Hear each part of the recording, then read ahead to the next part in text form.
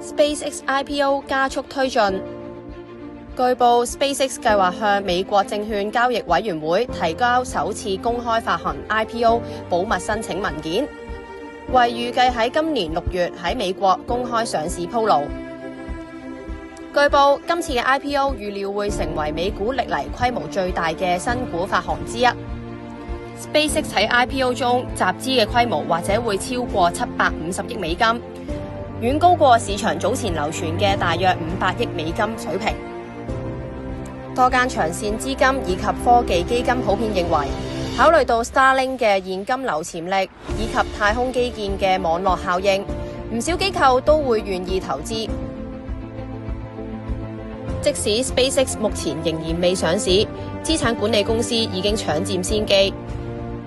喺2026年2月初，有 ETF 發行商向美國證券交易委員會遞交文件，計劃推出第一批專門針對 SpaceX 股票進行嘅交易 ETF。